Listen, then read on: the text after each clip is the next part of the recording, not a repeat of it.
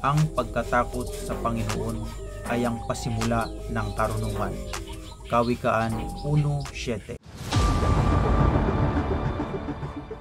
Ang pagkatakot na tinutukoy dito sa Kawikaan 1:7 ay hindi literal na takot sa Diyos, kundi ito ay malalim na paggalang, pagkilala sa kapangyarihan, kabanalan, pag-ibig, pagsunod at pagtiwala sa Kanya.